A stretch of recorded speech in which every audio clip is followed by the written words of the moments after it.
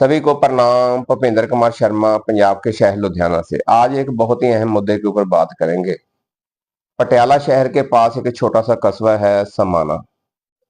समाना के पास एक प्राइवेट स्कूल की जो वैन थी वो बच्चों को लेकर जा रही थी, तो उसका एक एक्सीडेंट हो गया है और 5 बच्चे एट द स्पॉट खत्म हो गए हैं। बहुत ही दुख भरी खबर, बहुत दिल रोया ये समाचार सुनकर कि ये नहीं होना चाहिए था। क्या बीती होगी उनके माँ बाप के ऊपर, उनके घर वालों के ऊपर, जिनके छोटे छोटे बच्चे चले गए।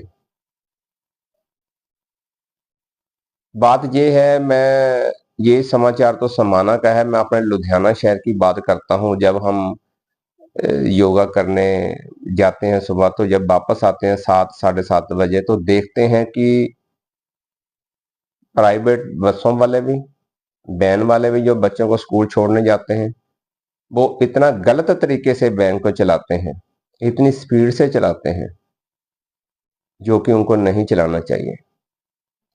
और फिर जो खुद पेरेंट्स छोड़ने जाते हैं बच्चों को स्कूल में, ज्यादातर मैं बात करूंगा लेडीज की।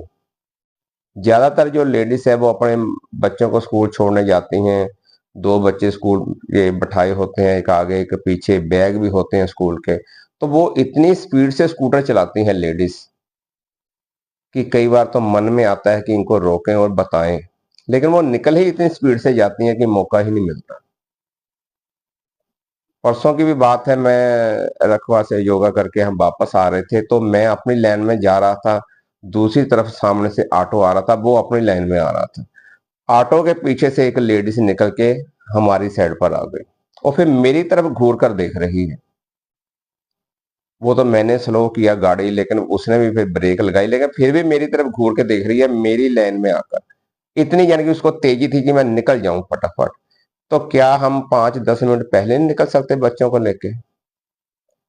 यही बात वैन वालों के ऊपर होती है। क्या वो 5-10 मिनट पहले नहीं चल सकते बच्चों को लेके?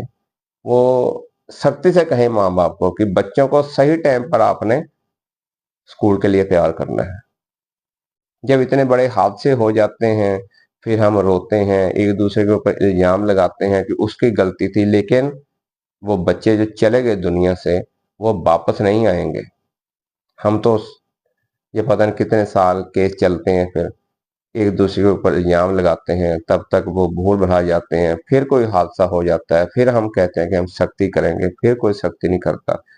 ये स्कूल वालों को भी फर्ज बनता है अपने ड्राइवरों को कहने का कि आपने 10 मिनट पहले चलना है। इतनी बदतमीजी से बच्चों को लेकर नहीं चलना रोड के ऊपर जैसे वो चलते हैं। और माँ बाप का भी फर्ज बनता है कि जब वो बच्चों को छोड़ने जाते हैं तो वो आराम से स्कूटर चलाएं। 10-15 मिनट पहले निकलें घर से बच्चों को लेकर। लेकिन आज चर्चा हो रही थी किसी से, कहीं बैठे थे, तो वो कह रहा कि कार में जो छोड़ने जाते हैं, कार में कई बार माँ जो है बच्चों को खाना खिला रही होती है। तो बताओ, ये कैसा हमारा समाज बनता जा रहा है? इतनी तेजी है हमारे में। और फिर हम इतना बीपी हाई करके चलते हैं रोड के ऊपर। एक तो तेजी गाड़ी की, और एक दिमाग में इतना हमने बीपी हाई कर रखा है कि कोई हमारे आगे आ जाए, फिर उसको आंखें कैसे दिखानी है हमने। फिर ऐसे तो बच्चों की लाइफ जो है वो नहीं अच्छी बनने वाली। अगर हमें अपनी जिंदगी की परवाह नहीं है, कम से कम उस मासूमों का तो ख्याल कर लो जिन्होंने भी कुछ देखा नहीं, दुनिया में आए हैं, अभी तो बच्चे हैं वो। उनका तो कुछ ध्यान रखना चाहिए हमको। और ज्यादातर मैं ये शब्द यूज कर रहा हूँ लेडीज के लिए। बहुत ही गलत तरीके से वो गाड़ियां चलाती हैं, एक्टिवा के ऊपर छोड़ने जाती हैं और बहुत ही गलत तरीके से वो उसको गाड़ी को लेके जाती हैं बच्चों को बिठाकर। फिर जब कोई हादसा हो जाता है, फिर भी तो हमें रुकेंगे ना। फिर चाहे वहां 1 घंटा लग जाए, आधा घंटा लग जाए, लेकिन 10 मिनट पहले नहीं चलेंगे हम घर से। बाद में किसी को इल्जाम देना, स्कूल वालों को, वैन वालों को, ड्राइवरों को, या अपने आप को, तो इससे अच्छा है कि पहले ही हम समझ जाएं। हम पहले ही 10-15 मिनट पहले चलें घर से। और ये सभी पर बात लागू होती है, चाहे मैं हूं फैक्ट्री जाने के लिए, चाहे ऑफिस जाने के लिए।